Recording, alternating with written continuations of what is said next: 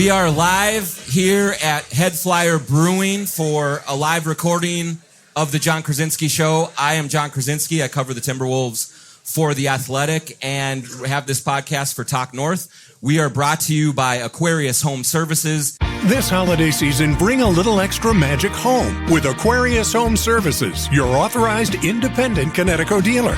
Enjoy worry-free water that makes every moment shine, sparkling dishes, softer laundry, and refreshing worry-free drinking water. Right now, save up to 25% on a Connecticut whole home water treatment system. Schedule your free water analysis at AquariusHomeservices.com. Aquarius in Connecticut, earning the right to be recommended. TSR Injury Law, Lexus of Wyzetta and Maplewood, Chew Vision Institute, Lamb Chops, and Princeton's Liquors. Thanks, everyone, for coming out today. Most of all, thanks to the man of the hour whose approval rating might never be higher than it is right now. Thank you.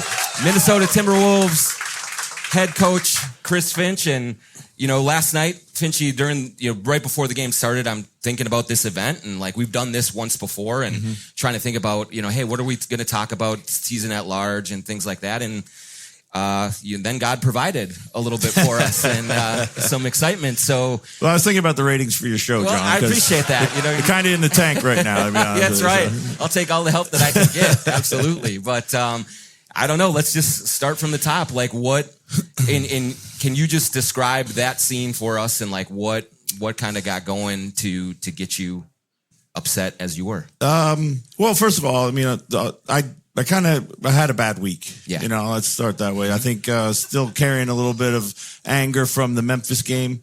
But I just, sometimes just want to, I feel my job is to inject or give to the team what we are lacking. It might be confidence on one night. It might be strategy on another night. It might be energy. It might be fight.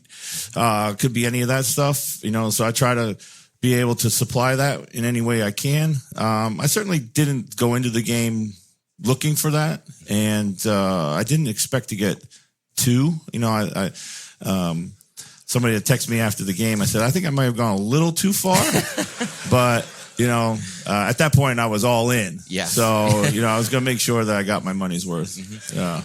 I think you did. Yeah. So as it's unfolding or you were kind of, I assume that you were upset in the moment at the lack of calls that you were getting, but also was there a part of you that saw a team that has not exactly started great a lot of the season that needed a little boost and a jolt there too? A little bit of that, just a little bit of fire out of the game. I felt that we were ready to play. I thought we had really good energy all day, shoot around, pregame. I thought we might have been a little tight. I think a lot of our shots we left short. We missed our free throws. Just kind of things. I think our guys had gotten themselves to a place where they knew it was a big game. They knew what it meant and how they wanted to play it.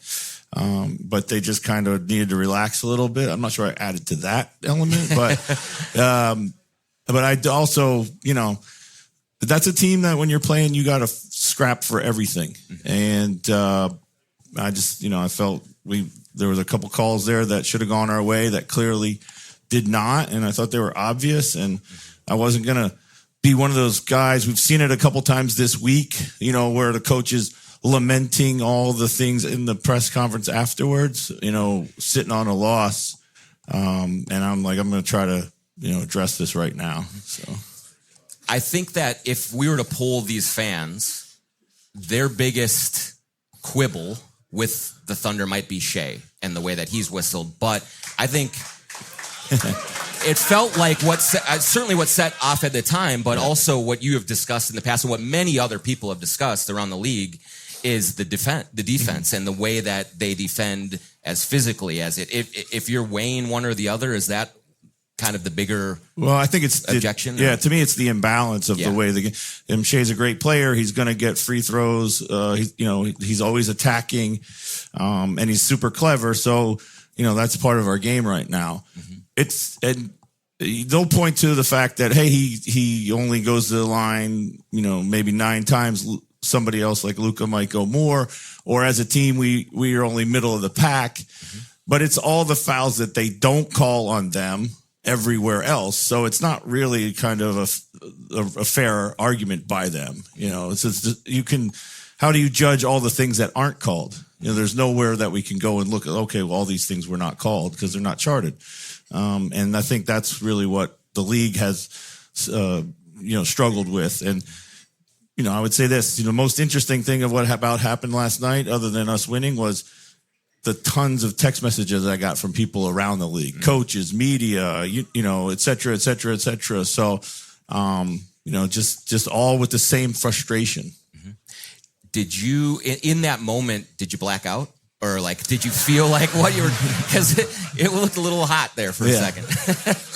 I told my attorney I blacked out. So how's that? That works for me. When it happens, you go to the back, and how different is it to watch it on TV and try to kind of process things there? It's a little surreal, you feel a bit detached. There's nothing you can do. I trust our staff completely, and they did an incredible job, Micah and those guys. So big round of applause for those guys.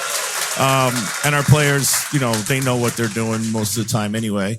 But I wasn't trying to stay in communication with a runner or anything else. I'm just going to watch us play, and you kind of see it differently. Of course, I watch all the tape, after the fact, but as you're watching it live, it is very much a different experience. I was able to kind of address some things at halftime, which I thought, were easy to see, which maybe you don't see in when you're in the middle of the battle. So that was my next. Micah has stepped in for you before. Mm-hmm. I'm trying to get this guy a job. No one will hire him. He's interviewed a million times. How far do I have to go to get this guy off my staff?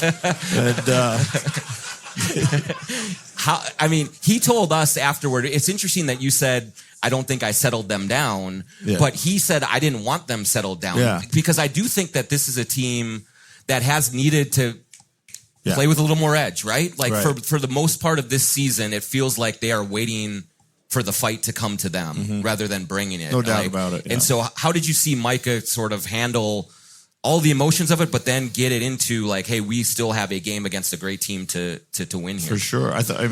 Great message. At that point in time, everything is going to be called super tight. So you got to put the pressure back on the officials to keep staying in attack mode, and see if they'll if you can bring the game back around in your favor by doing so. I thought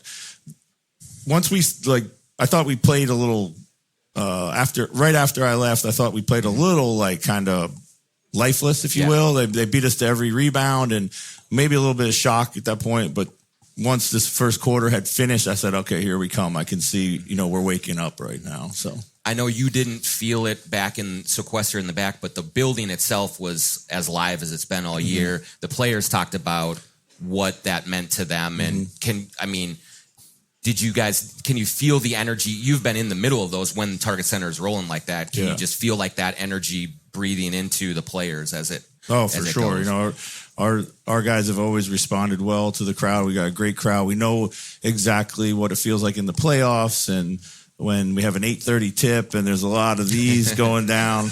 And I love the fact that we booed Shea every time he touched the ball. That was great.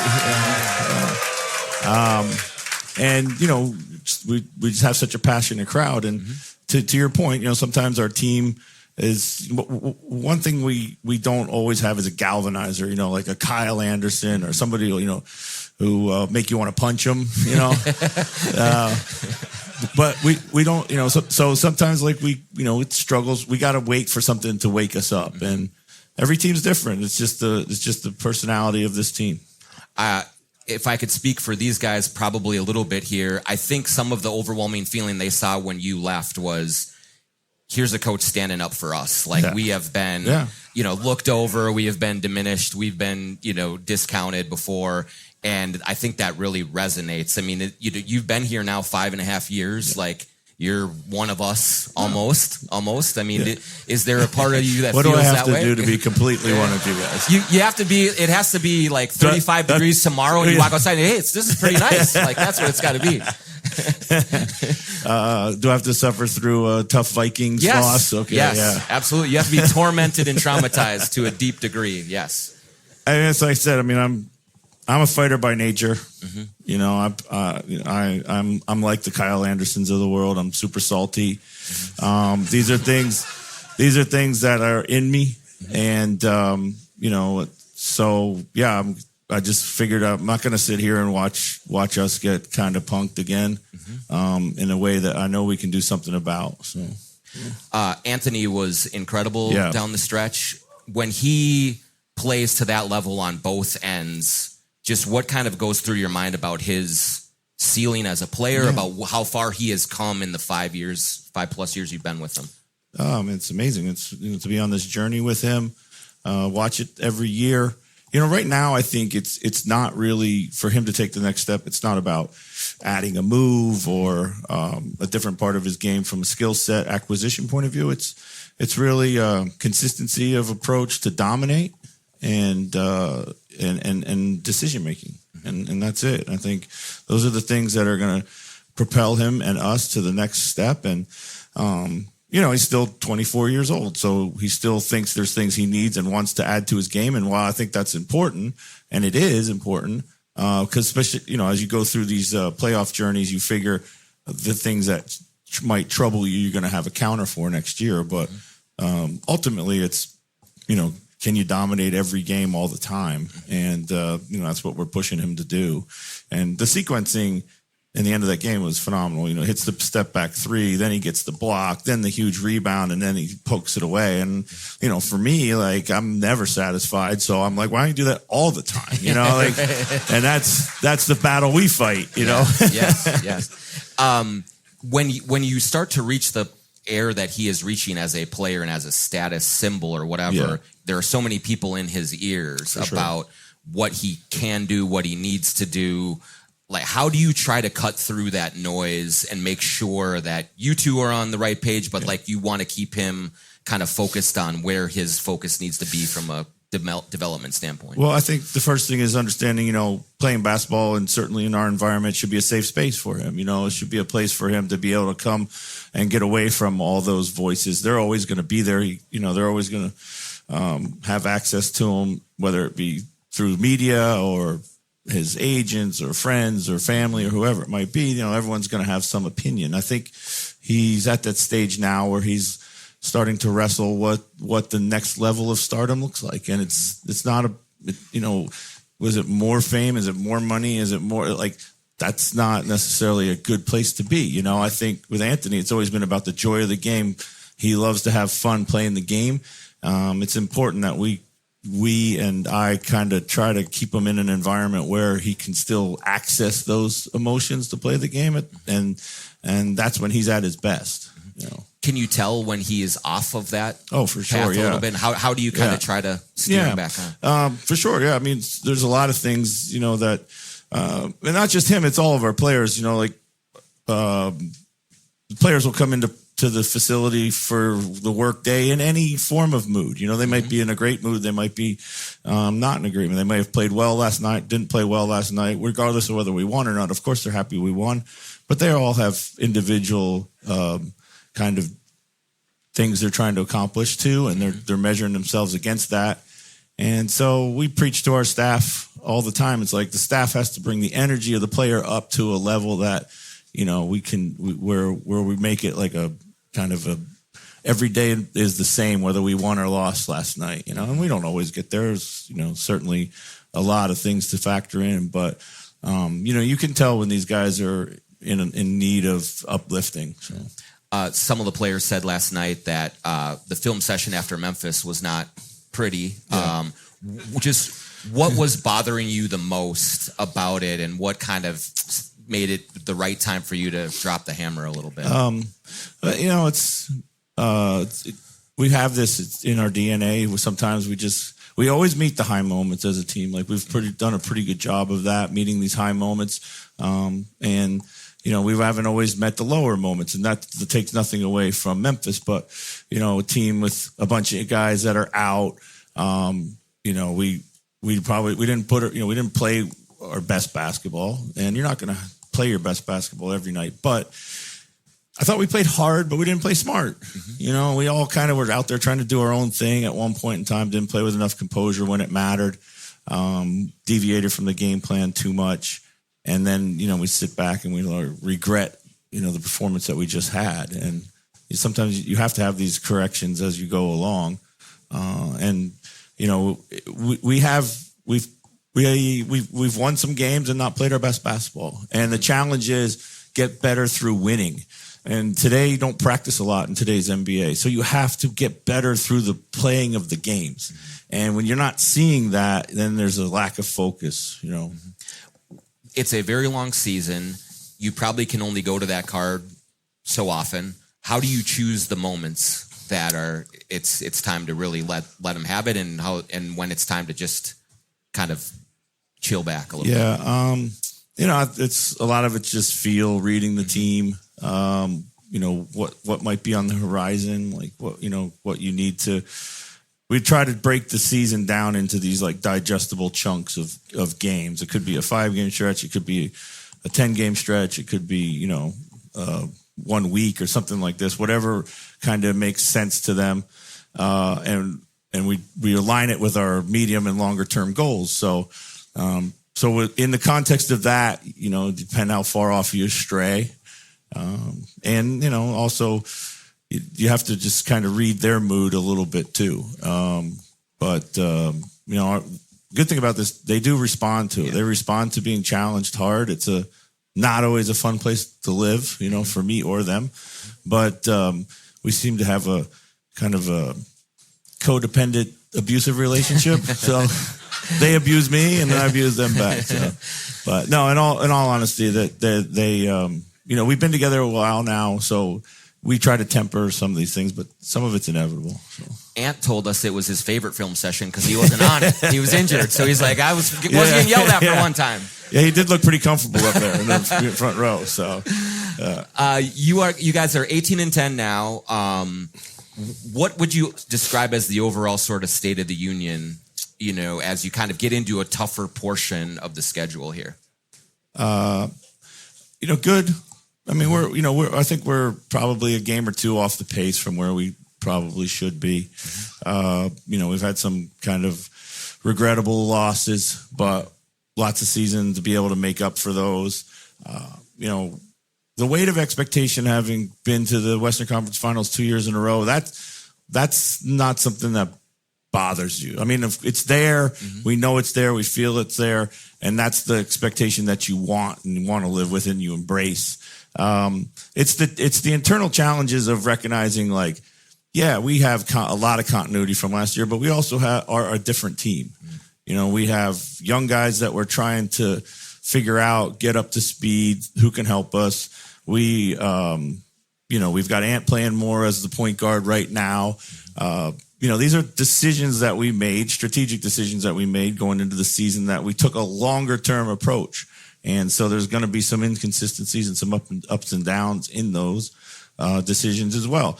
I mean, you know, Mike Conley, you know, moving him to the bench and kind of a role where we can employ however we want to and whenever we want to, and then maybe preserve him for later in the season.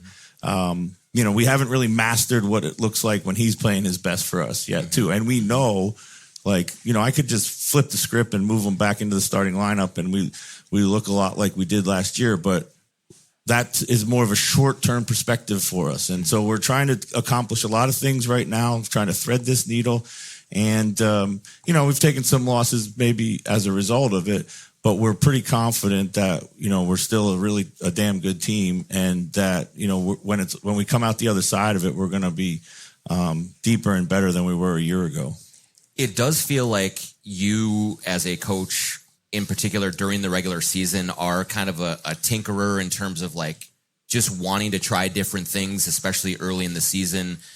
How do you do that and try to be as patient as possible, especially on a team that does have these high expectations, and that you may lose a game here or there while you're searching for the right combination that you hope is there in March, April, May? Yeah, it's kind of the cost of doing business right now. You know, I think, you know, the West is extremely competitive. We know every game is going to matter when you add them up add them all up at the end of the day. But we also feel that, you know, we can play through any path that the playoffs might give us. And whether at home or a road or whatever opponent it is, we're not really afraid of that challenge. But it's more important that we have all the pieces ready to go when we do get there, and find out, you know, what we really have on our team. I think last year was very, very different. It was 8 guys. It was a solid, tight 8 rotation of basically, I refer to them to 8 starters, and I knew exactly what I was going to get. And this year it's been different. And we're trying to kind of figure out that. Now we got Bones here, who's going to be joining you guys this afternoon, who's been incredible for us with not just his production, but his energy and just the joy at which he plays. I think he's the right guy at the right time. So. I was going to ask you about Bones a little, like, just what have you learned from him as a personality? He seems like just a bright dude, like that just brings, I guess, light into things with the way that he approaches the game and being a teammate and all of those things. Yeah. I love having him on the team. He's the same every day. He's a super happy guy. He's one of these guys who brings joy to the game. And in the way that he plays it, when you watch him, you can like, that guy's having fun. You know, not sure how much he's getting accomplished, but he looks like he's having a good time doing it. Yeah. But and Anthony really feeds off of his energy, and I think that's been a great catalyst there. I think then those guys will have a good partnership too. He is on the record as saying, "Hey, who do you model your game after?" And it's Hot Sauce from And One mixtape. And as a head coach of an NBA team, I wonder if that's the answer that you're looking for. No, that's not the answer at all. But like, he is a free-spirited player. Like, how do you? Hot Sauce is unemployed right now. Hot Sauce is unemployed. How do you try to corral that, but also allow him to be who he is as a player and be comfortable, I guess, in what he does? So the interesting thing about Bones is, he's a Tim Conley draftee. Tim's a big fan of his, and I always kind of liked his game in Denver. Things didn't go well. He played a lot early on as a rookie when Jamal was hurt. And then when Jamal came back, he kind of had a hard time fitting into a role there. And then they made some moves, and he was kind of shipped to the Clippers. And, then he was kind of humbled for not playing for a couple years. So through it all, he stayed the same. He stayed positive. He's worked hard. He's kind of, touched the void of being out of the league. And I tell him all the time, like, you've impressed me with your ability to handle adversity as you've been through it. It's like, maybe your challenge is handling success. So let's just, keep, building on what you've done. And, it's because that can be easily something that guys struggle with too. And then all of a sudden things kind of overwhelm them. But so far it's been great, and, really excited. I mean, he can come in, and we need bench scoring too, and he can come in and give us 12 quick points. They are different players, but does he remind you of Nikhil in the way that you always talked about Nikhil as a first round draft pick needing to have that clarity of role and defined, where he thought he was going to be this, and then he ended up finding out that this is actually my lane. Is there similarities there with Bones? I would say so. Yeah. I would say so. I think, also having the realistic expectation of what your role is, and, and how you can best fulfill it. And then grow it from there. I think we see it in Nikhil now, is having another incredible season, given an opportunity to start and just playing, out of his skin. And I'm sure Bones can do the same thing here. But it's knowing who you are, playing to your strengths, fitting within that role, and then growing it. And so many young players start on the other side of that spectrum, where they want to show you everything that they think they can do. And oftentimes the team doesn't need that. And that's where the trust is broken between a player and a coach. A couple more before we kind of get to Bones here. It seems to me like one of the significant developments lately is Rudy's offensive role or involvement. Just what is that meaning to the team in general when guys are looking to pass it to him, when he is being more effective at the rim, when he is making plays in the pocket, and things like that? Well, we need the connective tissue. And when I look back at a lot of playoff tape from last season, usually there's in the playoffs, like everybody chooses not to guard a guy so they can put more attention on, the guys they want to mark out of the game. And Rudy was the guy that oftentimes they just didn't guard because we just didn't maximize him in the same way or the way that we needed to. So coming into this season, how do we be a more well-rounded team and not be able to kind of give our opponents a guy to hide? It's clear we got to throw the ball to Rudy. We got to trust Rudy more, and then Rudy's got to make the right decisions more. And the other part of that equation is you're just going to get a more engaged player. It's as great as Rudy's going to be a Hall of Famer, first ballot, no doubt. And he's not going to go into the Hall of Fame based on his offense or his decision making. He's going to strictly be defense, rebounding, and winning impact. But that doesn't mean as a play, we're not playing football. He's not a left tackle where he never gets to touch the ball and be a part of what's going on out there. So I think it's just part of the connectivity of the game that makes every player a better version of themselves. It feels like as Jaden's role offensively has increased, that's been good for Rudy and Rudy good for Jaden. What do you think has worked about that pairing together? Yeah, I think, Jaden is one of our more gifted kind of touch passers. And he can, with his size, he has the ability to make the late plays that Rudy requires. And the plays up top oftentimes too. Something that I saw early on when Rudy first came here, he and Jaden had a pretty nice connection. And then, it just kind of went away. I think a lot of that had to do with Jaden's shot. He just wasn't getting enough shots. He wasn't involved enough in the offense. And so when he did get the ball, he probably felt this internal pressure to score and do things more for himself.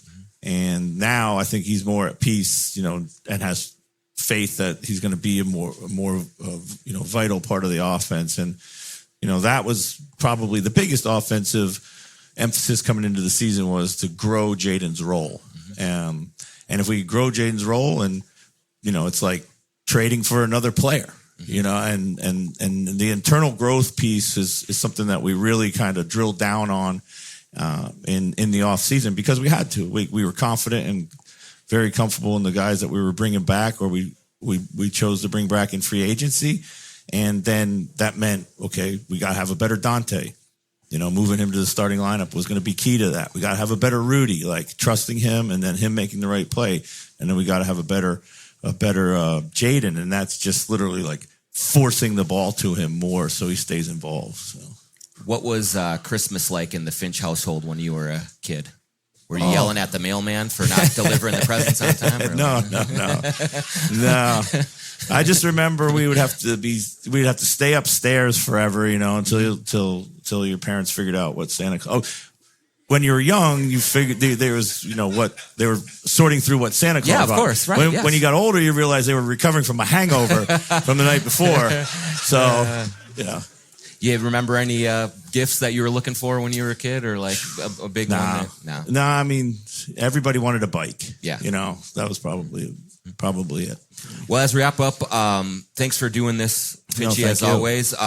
Let's talk a little bit about Second Harvest Heartland. Yeah. You're deeply involved in it. Yeah. We have for everyone to know here, HeadFlyer, I collaborate with them on a beer crunch time, and a portion of the proceeds of each beer goes to Second Harvest Heartland, in addition to what we're doing here and collecting donations and everything. So I've always been big into food security and helping that way, but just tell us a little bit about, the involvement and everything going on there. Well, yeah, first of all, thank you for having me here, and thanks for the support and for the donations. And to that point, like every dollar that's raised here tonight, I'm going to personally match it. So, thank you. Which is a big thing after last night.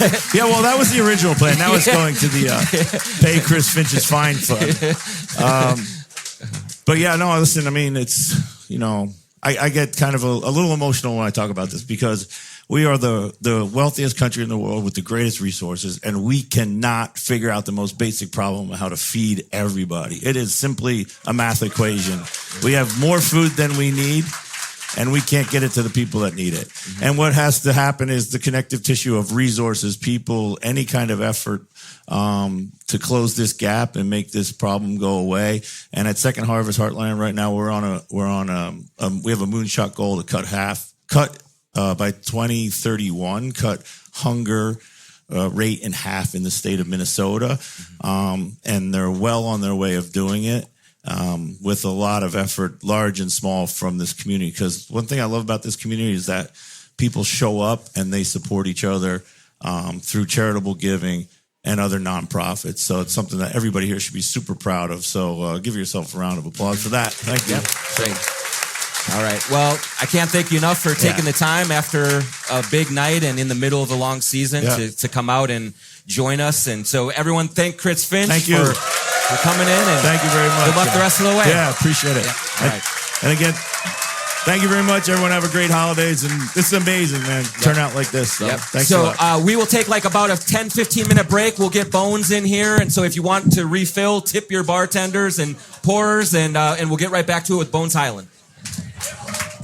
If you're in the market for a new luxury vehicle, look no further than our good friend Charlie Swanson at Lexus. Whether you're on the west or the east side of the Twin Cities, they've got you covered with two great locations, Lexus of Wayzata and Lexus of Maplewood. Check out the all-new Lexus TX, a spacious SUV with 3 rows of seating and plenty of room for all your gear. Head over to lexusofwayzata.com or lexusofmaplewood.com for details and to find your next ride today. Also want to thank our friends at TSR Injury Law, 612-TSR Time, 612-TSR Time. If you're a Timberwolves fan, you already know all about the company. You already know that they're big Timberwolves backers and Timberwolves partners. They hang out with Naz Reid. They hang out with Micah Nori. And that's wonderful stuff. I love to see their business thriving because they help a lot of people. What you need to know is if you're ever injured, just remember that number, 612-TSR Time, 612-TSR Time. If you call them, you'll deal with a lawyer. They will send you in the right direction if you need advice. And if they take your case, they won't charge you unless they win your case. It's a no risk, no brainer. Just give them a call, 612-TSR Time, for a higher level of representation. There are many reasons to open a smart checking account at Royal Credit Union, including no monthly fees, no minimum balance, and a $250 bonus. Getting your $250 is easy. Open your account by December 9th. Receive 2 payroll direct deposits of $200 or more, and you'll get a $250 bonus. See details and open your account today at rcu.org/getchecking. No minimum balance required to obtain bonus. Offer ends 12/9/25. Insured by NCUA. True Vision Institute in Bloomington. I mean, if you guys are running late on a holiday, a Christmas gift for someone, and you have the means, man, think about going to getting them something with True Vision and having LASIK surgery, because it is a complete life-changing experience. You go to truevision.com, set up a consultation, go in, get yourself to kind of just absorb all of the knowledge, all of the caring, all of the warmth at True Vision, and they will set you up and get you going in the right direction on your vision correction. I've had it now for 1.5 years. It's been amazing. I still see great. And it's just made my life so much easier. So go to truevision.com, set up that consultation, go in and see Dr. Chug, see everyone involved at True Vision in Bloomington. You will not regret it. It's the best thing I've done for myself in a very, very long time. SGLambchops.com is the place to go. JONK20 for 20% off anything you can get there, and you can get a lot at Lamb Chops. Unbelievable casual wear, hoodies, sweatpants, sweaters, pants, shorts, t-shirts, hats, all of it at Lamb Chop. Super stylish. You can wear it out on the town on a Friday night. You can wear it lounging around your house, just kind of hanging out, wrapping presents, watching TV, and chilling out. It is so versatile, but super high quality. Jordan and Craig and everyone at Lamb Chops has built another local company that is really embedded in this community that we love supporting, and they just make really cool stuff that you're going to see. If you go to Target Center and you're wearing Lamb Chops, you're going to be, at the front edge of fashion. And so, go to sglambchops.com. The promo code is JONK20 for 20% off. Anything that you get at Lamb Chops, start looking good and feeling good with Lamb Chop. Appreciate you joining us, man. I knew that when you committed to do this, that we'd pack this place out. I think you've already connected with this group. What's it been like just kind of starting? You came in last year a little bit, but just getting to know this fan base, this community, and how they've embraced you. I definitely didn't want to just jump in head first. Wanted them to get used to, my personality. Just trying to be that great teammate, that great spark, off the just around the team. When I first came, obviously I knew a lot of the teammates already just from past AAU tournaments. When we was younger, I knew Nas for a long time. Knew Ant. We played. I played for We Are One. He played for Atlanta Express, so he played on Under Armour circuit. So I've been to Ant. I've been to Lil Rob. So I've been to a lot of these guys. So it was more so just learning the coaching staff, just getting used to the fan base. And then they told me, last year they told me that we're gonna get it rolling next year, and now we're here. So it's perfect, man. You're here. Yeah. We are coming off the best win of the season. You were filling it up off the bench. Everything was going. Can you just describe the environment last night? What you felt like? Target Center packed out and kind of going against a great team like the Thunder? Yeah, it really felt like a playoff game, man. Honestly, I haven't had a playoff game for the Timberwolves yet, but I know what a playoff game feels like, and that was last night for sure. Shout out to the fans, man. That was lit last night, man. That was lit. That was lit, man. That was lit. I had very fun. I had a lot of fun last night. I ain't gonna lie. It was a playoff game right from the start when Finch got bounced. What were you watching that happen in front of you? Like, what are you thinking when he's going at it? Honestly, I'm not gonna lie. Like, I really wasn't paying attention to when he ran out there. But like, I turned my head, I see him like going crazy. They try to hold him back. Jaden said he pushed him in his back. He thought I was the referee.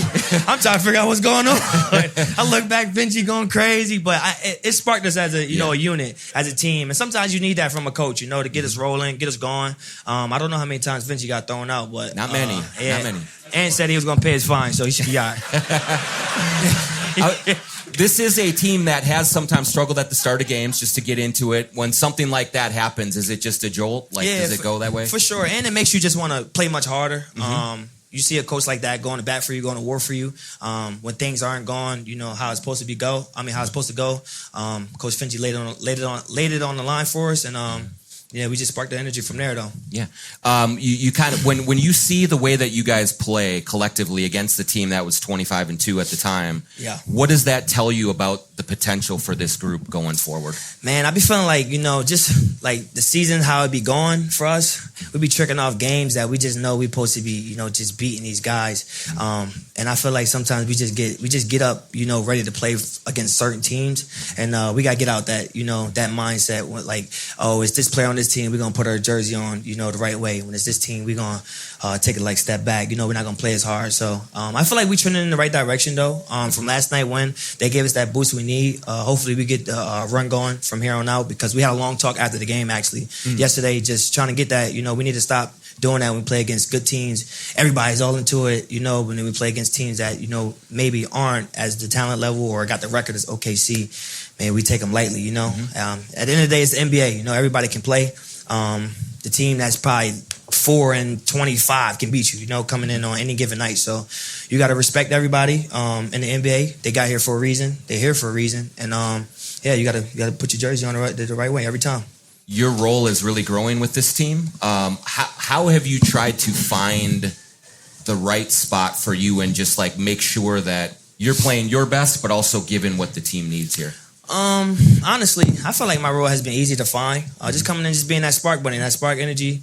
Coming in, making shots, making plays, and being that teammate they can count on. Just trying to be out there and be that leader for us too as well. Be vocal, and like I said, just be that spark bunny, be that energy. You are now 25. You've been around the league for a while now. Yep. How different are you today, just with your mindset and your understanding of the league and the game and everything, than you were when you first came in the league? Yeah, honestly, coming into the league, as everyone know, I played for the Nuggets. It was a one of those situations where I had to really mature, as a person. I felt like sometimes, I knew it all. At a young age, I was 21 over there. But I feel like I knew it all sometimes. Obviously, I was playing a lot. I wanted to play a little bit more. And that's sometimes that happens as a player. You're competitive. You want to play more. I know each player in the NBA wants to play more than what they're getting. But, I got traded to the Clippers. I had a little setback, but it really, matured me as a person, though.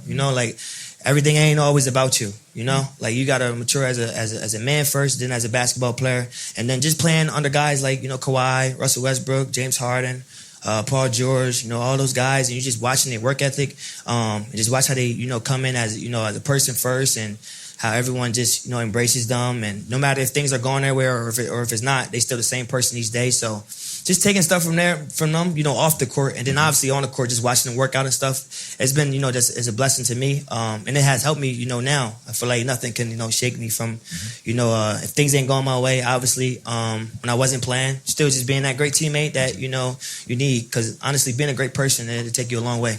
We see a lot of times young players come into the league, and sometimes it's an advantage for them to play for teams that aren't winning right away, and they can make mistakes and play a bunch and just figure things out. You have played for only winning teams pretty much. Yeah. What has it been like to be in those environments and just try to learn the league that way and through that prism? Yeah, playing on the winning teams, it definitely can teach you a lot. Honestly, it teaches you a lot about winning. You don't really have that many ups and downs. Obviously, you always got a winning record. You're always in the playoffs. You know, Denver, obviously, they, you know, I got traded. They won a championship, but I was there through a half of the year. I seen how they are as an organization, you know, how they carry themselves as a team. Then getting traded to the Clippers the same way. We had a first round exit for sure, but we still had a winning record, you know. But just that winning mindset goes a long way, though. It really does. This summer, as things were playing out, it took a little while for you to kind of get everything locked in. What was it like for you trying to figure out exactly what was going to happen, and, you know, looking at all of your options and things? I always knew I wanted to be back in Minnesota. I feel like it was just more so just trying to get on the same page on both ends. Just where I wanted to be. I just felt that energy from, you know, the playoffs last year. And also, maybe if you guys don't know, but when I was with Denver, you guys were trying to get me when I was in Denver, and I was on the trade talks. And then when I was on the Clippers, they were trying to get me too. And then I'm like, dang, man. You wanted here. Yeah, I'm trying to get here, man. I'm trying to get here. For sure.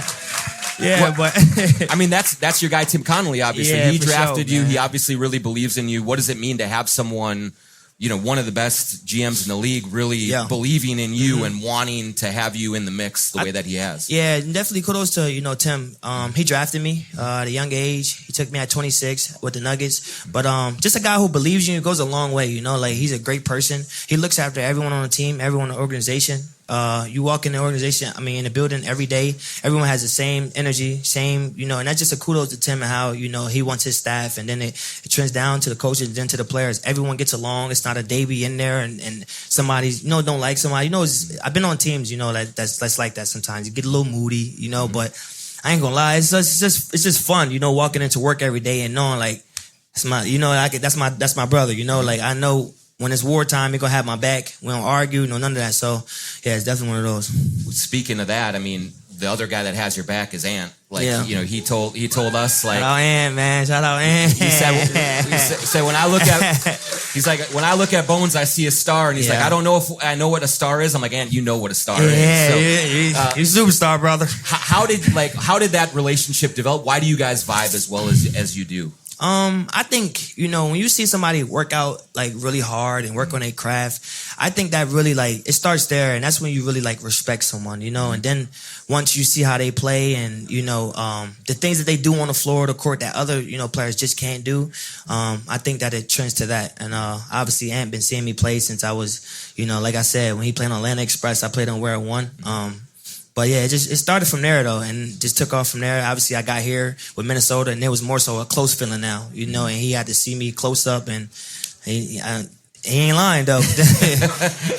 You're a star. He ain't lying. He ain't lying. You watched him at the end of the game last night. Step back three, blocks Shea at the rim, takes the steal from him. Just what do you think of his abilities as a player to take over a game the way that he did? Man, just like coming off of missing 5 games and to be able to just do that, like, that's just incredible, man. Like, that's really incredible from a player like that, his caliber, you know, getting a stop, you know, wanting to switch on Shea, getting that stop, hitting that shot when we were down 2. He put us up 1 and then getting a stop on the other end. Man, that's that's superstar stuff, man, for sure. That's something that like we missed Ant. You know, we a better team when he out there. And yeah, we're glad he's back. So you are from Wilmington, Delaware. Yeah. There's probably a lot of people in this crowd, including myself, that don't know a lot about Wilmington, Delaware. It's okay. I ain't gonna lie. Since like, well, I'm about to cut you off, but I got a funny story. I was in college and I was in class. They asked me where I was from, and I said Wilmington, Delaware. And the whole class like, what the hell is Wilmington, Delaware? Man, I got so hot. I ain't gonna lie, I was hot. I'm like, damn, nobody know what Delaware is. The first state, you know. But it's all good though. Me and Dante gonna keep putting the city on the map, man. You and Dante, absolutely. Yeah. What can you tell us about growing up there and what it was like for you to kind of come along and grow into a man in Wilmington? Man, it was rough, man. Yeah. I grew up in a single parent household with 3 other siblings. I lived with all my cousins, my aunt, my uncle, my grandma, grandpa. It's like 12 of us in one house. It was rough. You walk outside, you see shootings. I grew up with a lot of friends that passed away. One of my close friends, he was walking from school to school I was supposed to go to. He got shot in his head, he got murdered. But yeah, it's one of those situations where like you just want to get out of this situation so bad you would do anything, you know. And it's just like I said, it was tough, man. It was tough growing up in that environment for sure. But I'm glad I'm here. You know, I'm blessed. And I'm thankful. You obviously had a house fire where you're from, and you lost some family members in there, and just like I can't even imagine just the heartache and the adversity that you had to overcome, and jumping out of the house and hurting your knee. Yeah. Like, what did it take for you to kind of keep your head on straight and still go through and not give into what would be easy to the difficulties of it and give up on things? Yeah, I remember, just laying on that bed when the tragedy was going on after it was done. Just being in a hospital bed, and the doctor told me I would never play basketball again. And I would cry my eyes out, man. I cried my eyes out. But I knew that wasn't the end, God always got the last say so. But just coming from that, battling that adversity, it was tough. You wanted to give up. I spent like 7-8 months of recovering my knee. It was tough, man. It was days where I needed my friends every day. I didn't want to just be alone. I just lost my grandmother and my baby brother in the house fire that I had. And I jumped out of it, So it was tough, man. It definitely was. But when you're a warrior and you one of God's chosen child, you get through anything. So there's nothing that can stop you when you're destined and you're chosen. One detail that I heard that was amazing, but also not surprising, getting to know you here now, is that you were in the hospital and they had to put you in a private room because too many people were coming to see you. Like, that was crazy. I ain't gonna lie. Like they had to really shut the hospital down. It was like the whole Delaware was there, man. I swear it was crazy. They like, yo, we never seen nothing like this. I'm like, man, they love me.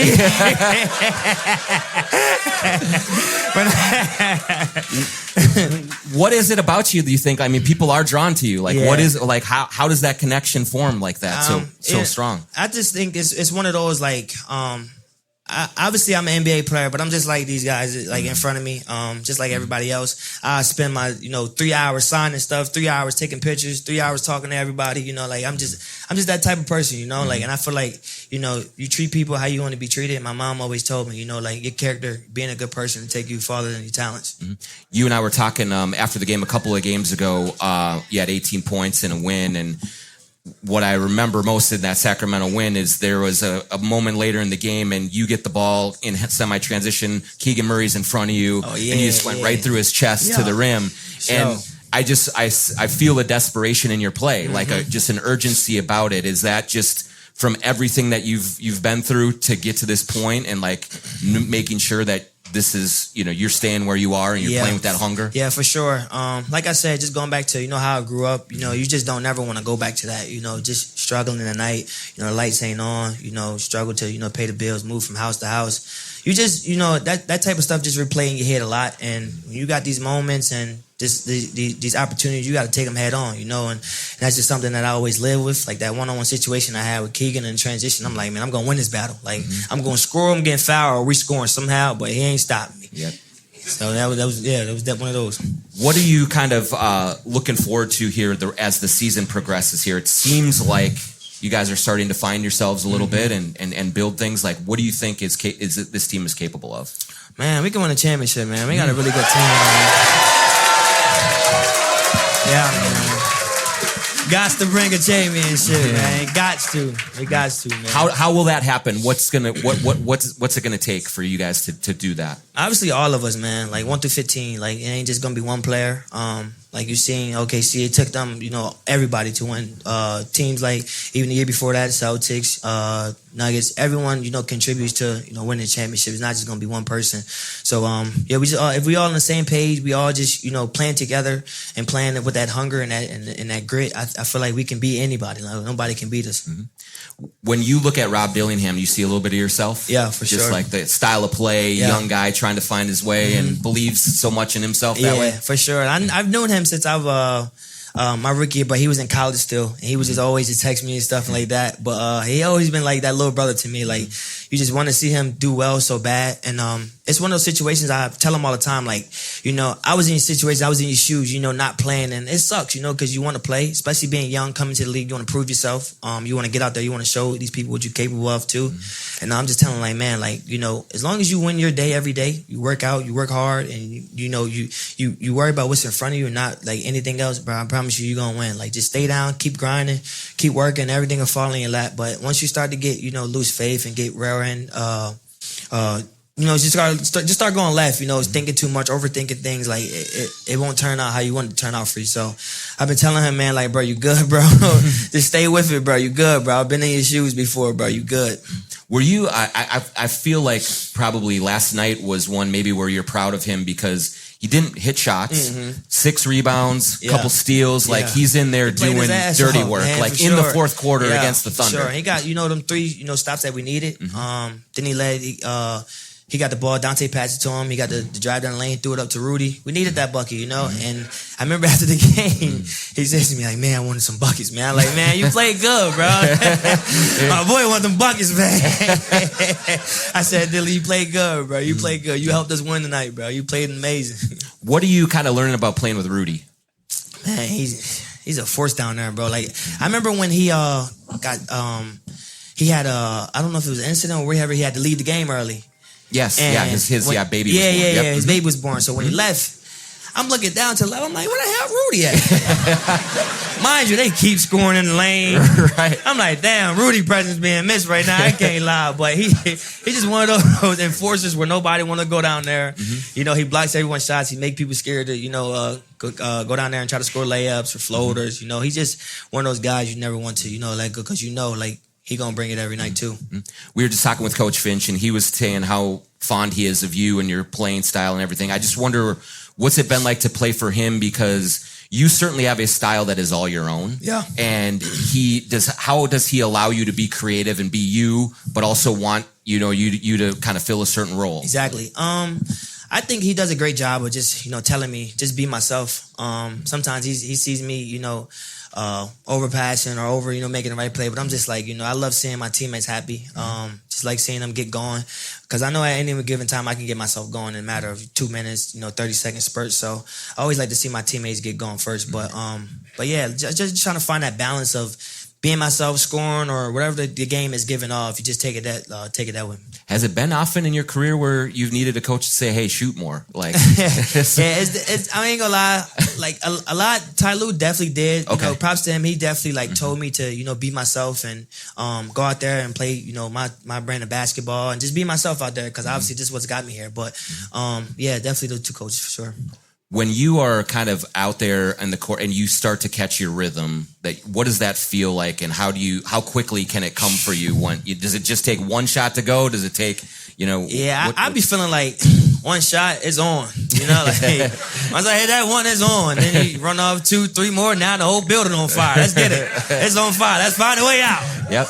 I assume you feed off that energy you felt in the crowd last night and how into it they were with things. Like I said, man, it felt like a playoff game. And that's something that I live for. I live for the moments. I love the bright lights. I love games like those where everyone's into it. Every fan that's in the building into it. The coaches is into it. I just love moments like that. Even the referee, I don't think they was into it last night. But don't tell them I said that. No. It's off the record. Off the record. As these next couple of weeks now, you are facing the Thunder, the Nuggets, some really kind of high level teams. Do you think that does bring the best out in you guys, and like Just kind of that competition, needing to bring it? Yeah, because previously we were playing teams that's under 500, so now we got these teams in front of us that's above 500, and we got to bring our A game. And I feel like this will lead us into us playing our best brand of basketball. You see a lot of guys where we flirting with like double digits scoring every game now. So a lot of guys are starting to catch their rhythm, get their flow, and it's just a beauty to see.